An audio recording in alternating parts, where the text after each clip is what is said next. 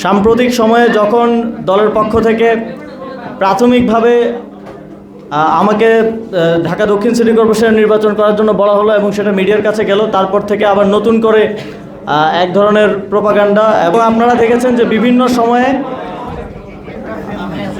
অযৌক্তিক এবং বিভিন্নভাবে যে জুলাই গণ অভ্যুত্থানের সমন্বয়কদের এবং যারা আমরা সরকারে ছিলাম তাদের, যারা রাজনৈতিক দলে ছিলেন এবং আছেন, তাদের ক্যারেক্টার অ্যাসাসিনেশনের চেষ্টা চলে আসছে। সাম্প্রতিক সময়ে যখন দলের পক্ষ থেকে প্রাথমিকভাবে আমাকে ঢাকা দক্ষিণ সিটি কর্পোরেশনের নির্বাচন করার জন্য বলা হলো এবং সেটা মিডিয়ার কাছে গেল, তারপর থেকে আবার নতুন করে এক ধরনের প্রোপাগান্ডা এবং কিছু বিশিষ্ট কিছু নির্দিষ্ট মিডিয়ার মাধ্যমে আমরা দেখতে পাচ্ছি যেটা হচ্ছে অন্তর্বর্তীকালীন সরকারের বিরুদ্ধে হচ্ছে, আমার বিরুদ্ধে হচ্ছে।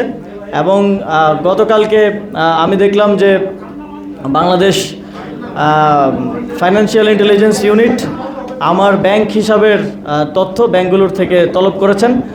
আমি খুবই অবাক হলাম যে 56 জনের ব্যাংক হিসাবের তথ্য চাওয়া হয়েছিল এবং যেই মেসেজটি ব্যাংকগুলোতে দেওয়া হয়েছে তথ্য চেয়ে, সেই মেসেজেই লেখা আছে যে এটা কনফিডেন্সিয়াল এবং কনফিডেন্সিয়ালি বিএফআইউর কাছে পাঠাতে হবে।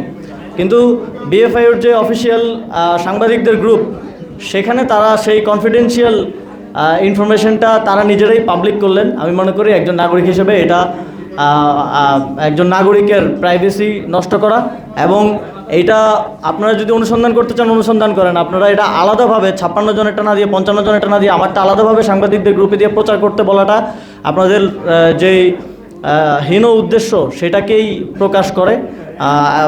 সুতরাং শুধু অনুসন্ধানের বাইরেও আপনাদের এক ধরনের ক্যারেক্টার অ্যাসাসিনেশনের যে উদ্দেশ্য আছে সেটা স্পষ্ট হয়।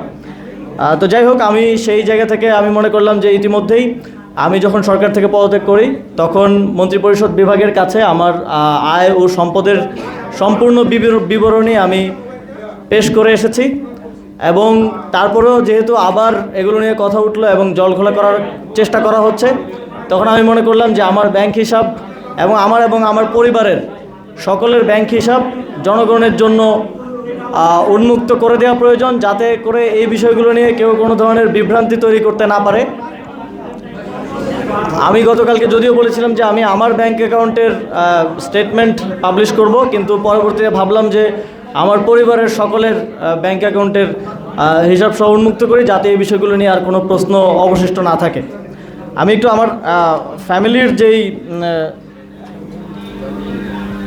যেই ব্যাংক হিসাবগুলো আছে সেগুলোর একটু সামারি যাই, তারপর আমার ব্যাংক অ্যাকাউন্টগুলোর ব্যাপারে ডিটেলস দিব।